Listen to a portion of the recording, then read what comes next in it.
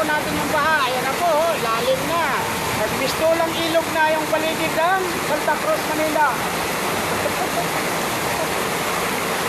Ayan po yung kasama ko. Medyo giniginaw na siya. Ayan o. Ayan, makikita po natin ang baha. Ayan po. Sana matulungan po tayo ng bagong mayor. Walang iba kundi si Yorme.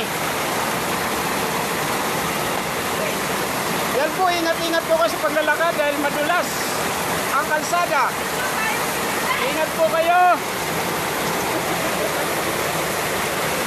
Yes, ito po yung matalik kong kaibigan. Siya po yung napakagaling mag-ihaw, mag-barbecue. Ayan na po yung tubig natin. Umakyat na isang balitang, mga kaibigan.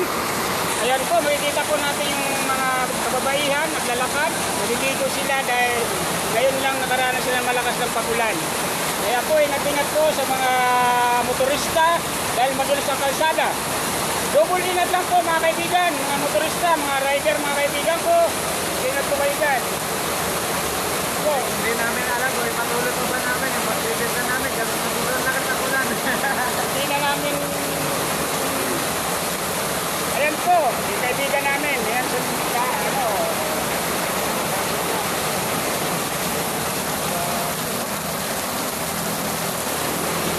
Ayan po mga kaibigan.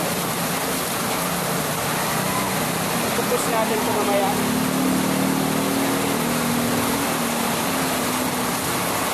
Sana napansin ko kagad ng bagong mayor natin, walang iba kundi si Yorme Isko Moreno.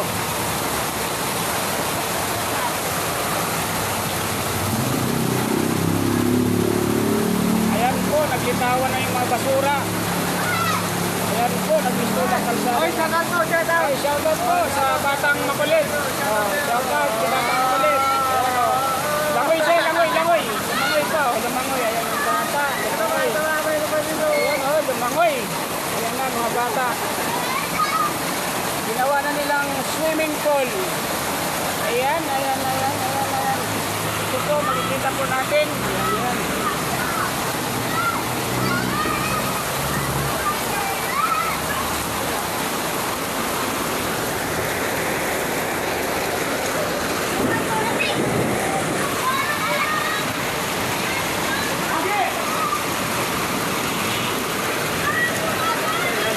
Kaibigan, makikita po natin, ginawa na nilang ilog yung kalsada.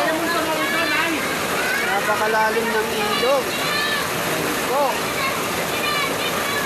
Baka dito sa Santa Cruz, Guerrera Street, tapat ng Is-In. Ayan po, si Ma'am. Hindi na po.